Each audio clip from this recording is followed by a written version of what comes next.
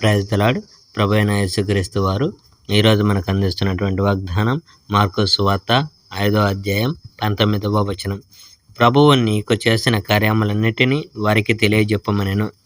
వాళ్ళు యేసు దగ్గరకు వచ్చి అక్కడ దెయ్యాల పట్టలం పట్టినవాడు దుస్తులు వేసుకొని సక్రమైన బుద్ధితో కూర్చుని ఉండడం గమనించాడు. వాళ్ళకు భయం వేసింది. జరిగిన దాన్ని పూర్తిగా చూసిన వాళ్ళు దెయ్యాలు పట్టిన వానికి జరిగిన దాన్ని గురించి, పందుల్ని గురించి వాళ్ళందరికీ చెప్పారు. వాళ్ళు యేసును తమ ప్రాంతాన్ని వదిలి వెళ్ళమని వేడుకున్నారు. యేసు పడవనెక్కుతుండగా దెయ్యం పట్టిన వాడు వెంట వస్తానని బ్రతిమాలాడాడు.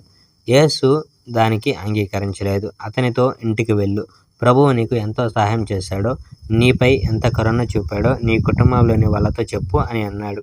అతడు వెళ్ళి దెకోపొలిలో యేసు తన కోసం చేసినదంతా చెప్పాడు. అందరూ చాలా ఆశ్చర్యపడ్డారు. యేసు బాలికను బతికించడం, ఒక స్త్రీని నయం చేయడం. యేసు మళ్ళీ పడవనెక్కి సముద్రం దాటి అవతల గట్టు చేరుకున్నాడు. ఒక పెద్ద ప్రజల గుంపు ఆయన చుట్టూ చేరింది. ఆయన ఇంకా సముద్రం దగ్గరే ఉన్నాడు. ఇంతలో సమాజ మందిరానికి అధికారుల్లో ఒకడు అక్కడికి వచ్చాడు. అతని పేరు యాయీరు. అతడు యేసుని చూచి ఆయన కాళ్ళ మీద పడి, నా చిన్న కూతురు చావు బ్రతుకుల్లో ఉంది. మీరు దయచేసి వచ్చి మీ చేతుల్ని ఆమె మీద ఉంచితే ఆమెకు నయమై జీవిస్తుంది అని దీనంగా వేడుకున్నాడు. యేసు అతని వెంట వెళ్ళాడు. ఒక పెద్ద ప్రజా సమూహం ఆయన్ని తోసుకుంటూ ఆయన్ని అనుసరించింది. 12 సంవత్సరాల నుంచి రక్తస్రావంతో బాధపడుతున్న ఒక స్త్రీ ఆ గుంపులో ఉంది. ఆమె చాలామంది వైద్యుల దగ్గరికి వెళ్ళింది, కానీ ఆమె బాధ ఏమాత్రం తగ్గలేదు. తన దగ్గరున్న డబ్బంతా వ్యయం చేసింది, కానీ నయమవడానికి మారుగా ఆమె స్థితి ఇంకా క్షీణించింది. ఆమె యేసుని గురించి వినడం వల్ల గుంపులో నుండి యేసు వెనుకగా వచ్చింది.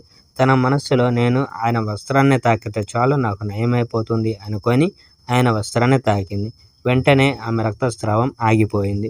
తన శరీరంలోని బాధలన్నిటి నుండి విముక్తి పొందినట్టు ఆమెకు అర్థమైంది. వెంటనే యేసుకు తన నుండి శక్తి పోయినట్టు తెలిసింది. చుట్టూ ఉన్న ప్రజల వైపు తిరిగి చూశాడు. నా దుస్తుల్ని ఎవరు తాకారు అని అన్నాడు.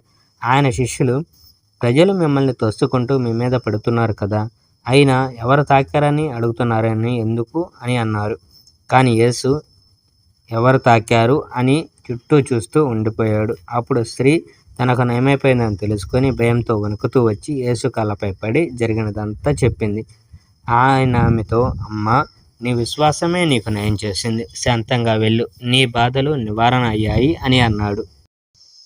Praise the lord. May God bless our India.